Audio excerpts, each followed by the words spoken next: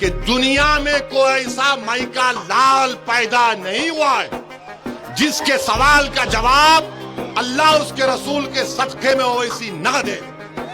तो मैं जवाब दे सकता हूं। आप लोग अपना कीमती वक्त निकालकर आज के इस एहतजाजी जलसे में आपने शिरकत की।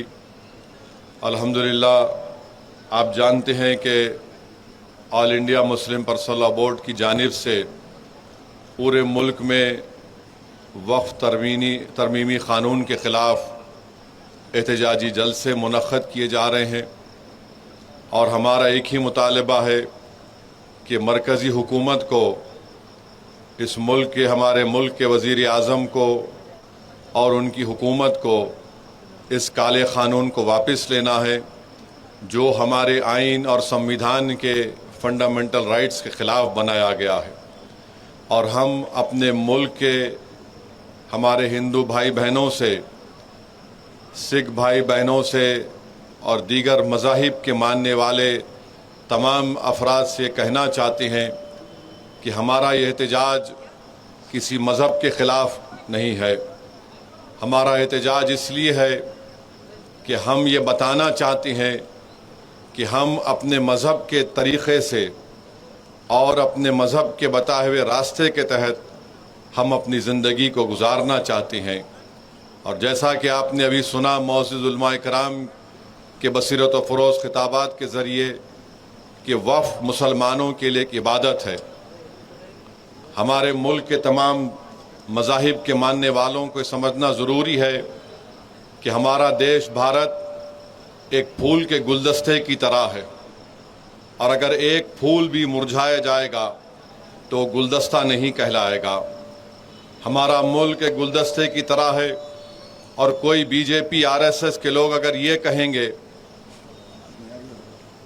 आवाज़ नहीं आ रही, सबको आ रही, आवाज़ नहीं आ रही, हाँ आ रही मौलाना, दिल्ली तक पहुंच रही आवाज़ ये।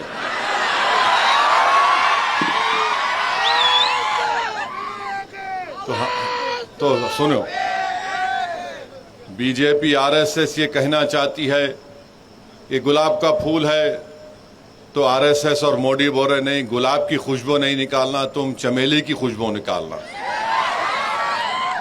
चमेली का फूल है तो आरएसएस बोल रही कि नहीं, तुम चमेली नहीं, तुम गुलाब की तरह बन जाओ। ये तो नहीं हो सकता है ना। ये मुल्क एक गुलदस्ता है, यहाँ पर जितने फूल हैं अगर वो अच्छे रहेंगे तो मुल्क विकसित भारत बनेगा।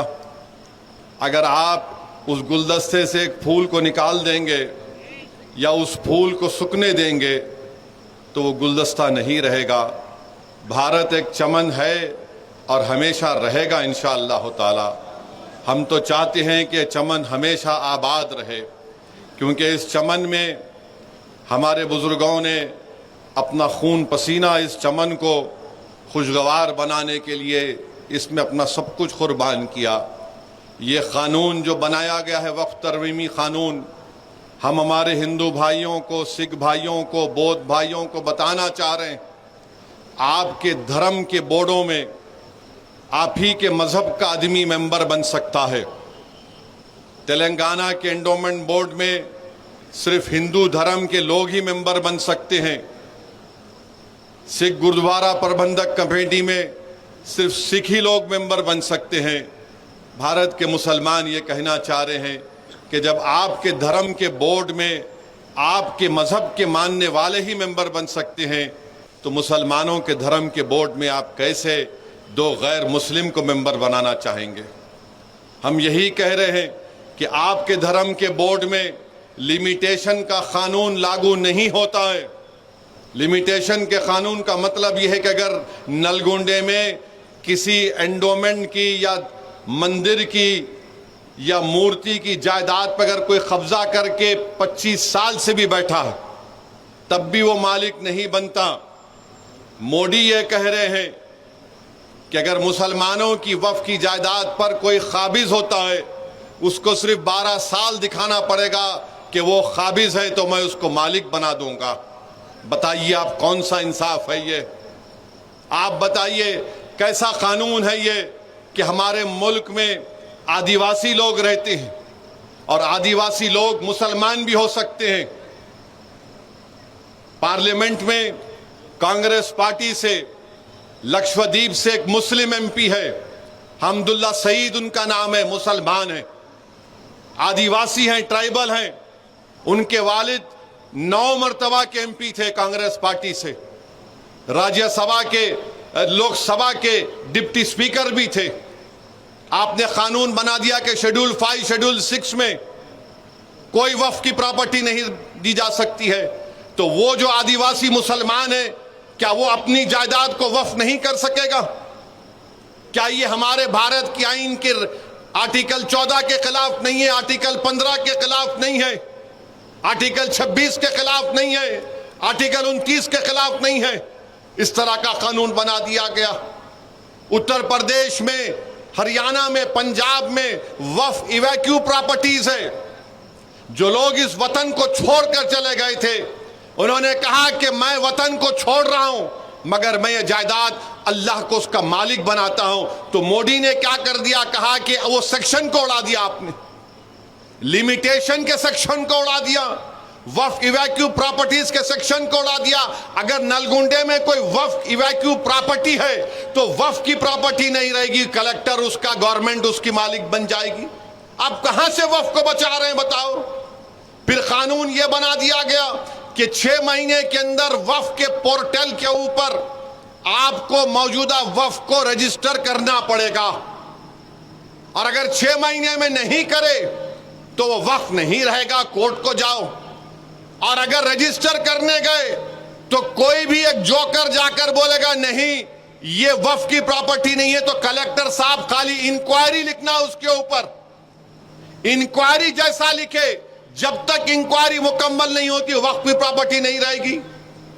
कलेक्टर साहब इंक्वायरी लिख देंगे और जो भी चीफ मिनिस्टर होगा उनको जाके बोलेंगे आखा आपका काम कर दिया, हम अपनी वक्फ की जायदाद से महरूम हो गए। आप कह रहे हैं कि नहीं कागज की जरूरत नहीं है, तो फिर सेक्शन 3 क्या है बताओ हमको? आप कह रहे हैं कि कागज नहीं है, तो किसने इसको वक्फ किया था ये लिख दो। अरे 900 साल 400 साल पहले की मसाजिद है, दरगाहें हैं, कैसे मालूम होगा बताओ? तो आपका मंशा और मकसद एक ही है कि वक्फ की जायदादों को छीन लिया जाए। सेक्शन 3C क्या है बताइए आप?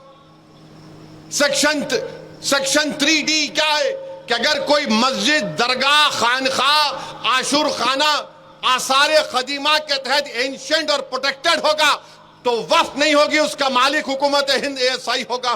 तो क्या वक्फ की जायदाद को छीन नहीं रहे आप?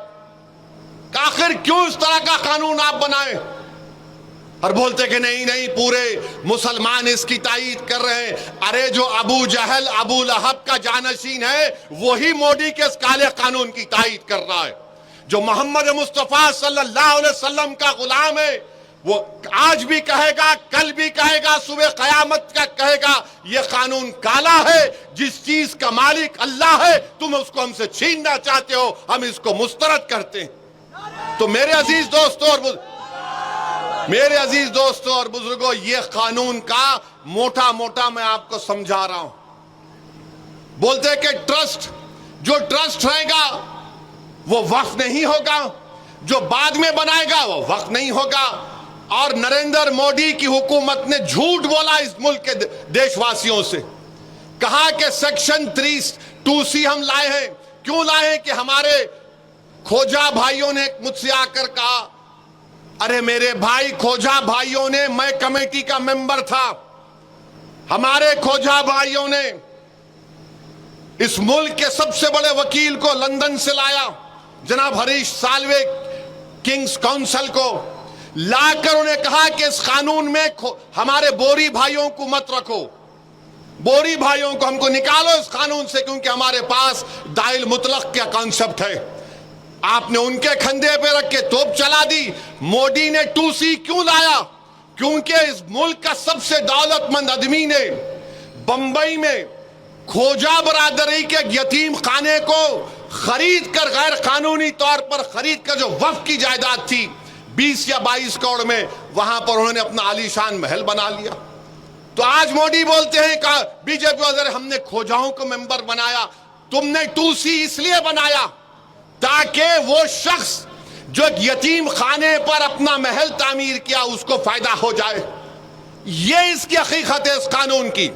ये कानून वक्फ की जायदादों को बचाने के लिए नहीं बनाया गया है। ये कानून वक्फ की जायदादों को लूटने के लिए बनाया गया है। पूरे रूल मेकिंग पावर्स, इस कानून के रूल मेकिंग पावर्स हुकूमत हिंद बनाएगी। तो क्या करेगी रियासती हुकूमत? अचार डाल के बैठेगी? कानून बनाने का काम तो रियासती हुकूमत का, उसके रूल्स बनाने का काम आप पूरे वो भी अख्तियारात छीन लिए जो फेडरलिज्म के खिलाफ है। मोदी बोलते हैं कि मैं मुस्लिम बहनों का, बेटियों का भाई हूं। कहां के भाई हैं आप? वक्फ का औलाद है। अगर कोई नलगुंडे में यह डिसाइड करता है, फैसला करता है कि मैं अब जिंदगी के आखिरी मरहले में आ गया हूं, मैं अपनी पूरी जायदाद को वक्फ का औलाद करता हूं, इसका मालिक अल्लाह होगा और इस जायदाद से जो फायदा होगा मेरी औलाद को उससे फायदा होगा, तो मोदी फजीलतुल शेख है, हजरत मौलाना है। माने पूरे दुनिया के उलेमा एक तरफ, मोदी का इल्म एक तरफ। यकीनन हजरत इबलीस खुश हो रहे होंगे तुमको देखकर। क्या कह रहे हैं कि नहीं आप वक्फ औलाद कर सकते हैं मगर बच्चों का हक नहीं मारना। अरे तुम होते कौन हो? मेरी जायदाद है, मेरी जायदाद है, मैं अल्लाह को उसका मालिक बना रहा हूं। तो कहां बेटी, कहां भाई, कहां बाप, कहां मां? मैं इन सब के ऊपर अपने रब को मानने वाला हूं। मैंने कहा कि रब को मालिक बनाता हूं। तो मोदी बोल रहे नहीं, बेटी का हिस्सा नहीं मारना। अच्छा, वो जो बच्ची जब आप चीफ मिनिस्टर थे जिसका गैंग रेप उसके पड़ोसियों ने मिलकर किया था, उस बच्ची का जिसका नाम बिल्किस बानो है, आपकी हुकूमत ने, आपके होम मिनिस्टर ने, इस देश के होम मिनिस्टर ने उस बच्ची की अस्मत रेजी करने वालों को, उस बच्ची के सामने उसकी 6 महीने की बच्ची को जान से मारने वालों को आपने छोड़ दिया। सुप्रीम कोर्ट ने उस पर रोक लगाई। क्या मोदी और बीजेपी के लोग बिल्किस बानो की आंख में आंख डाल के बात कर सकते हैं? नहीं कर सकते आप। अरे ये हमारी जायदाद है।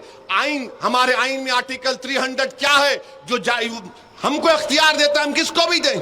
हमारे हिंदू भाई जानते हैं, अगर हमारे हिंदू भाइयों के पास सेल्फ एक्वायर्ड प्रॉपर्टी होगी तो वो अपनी किसी भी, अगर 2 औलाद है तो एक को पूरी जायदाद दे सकते हैं, या उनको भी नहीं दे के मोहल्ले में किसी को दे सकते हैं विल पावर के जरिए। तो विल पावर आपके पास, और हम अपनी जायदाद को अल्लाह को मालिक नहीं बना सकते। यह कानून मोदी हुकूमत ने बनाया है तो वक्फ को बर्बाद करने के लिए बनाया है। तो आपको और हमको इत्तेहाद को अपने मजबूत रखना है, मुत्तहिद रहना है। All India Muslim personal board जो भी प्रोग्राम देगा हम उस पर अमल करें और इंशाअल्लाह ताला हमारा एहतजाज जारी रहेगा। कानून को वापस लेना पड़ेगा। हम एहतजाज को खत्म नहीं करने वाले हैं इंशाअल्लाह ताला। हम अपने वजूद को मिटने नहीं देंगे।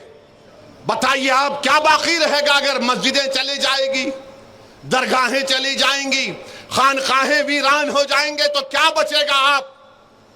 आप कलेक्टर को इतना अख्तियार दे रहे हैं। वक्फ बोर्ड तो इस कानून के तहत एक पोस्ट ऑफिस बन चुका है। अगर आज आप कोई प्रॉपर्टी देना चाह रहे तो कलेक्टर फैसला करेगा कि आप मालिक है या नहीं।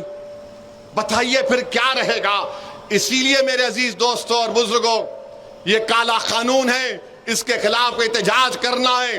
और फिर आप जानते हैं कि बीजेपी की सरकार उत्तराखंड में यूनिफॉर्म सिविल कोड का एक बिल लाए हैं, कानून बना दिए वहां पे। अच्छा, ये कैसा कानून है? आप कानून उत्तराखंड में क्या लेकर आए? उसमें आपने एक एक्सेप्शन दे दिया। क्या एक्सेप्शन दिया आपने?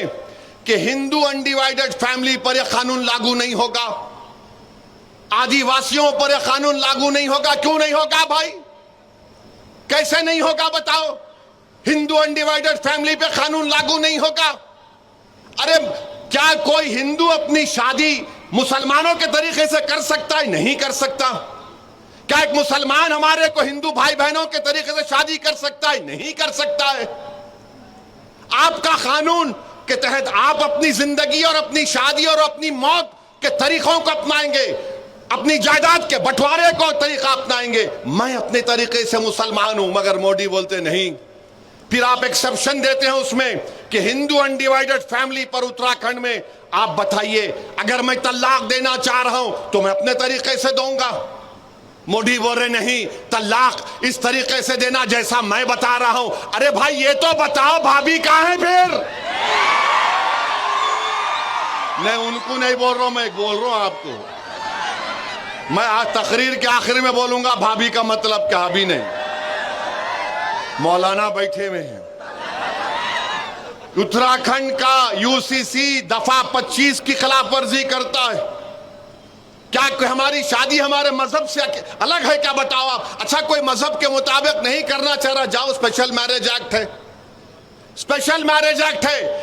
जायदाद आप इस्लामी तरीके से नहीं देना चाह रहे, इंडियन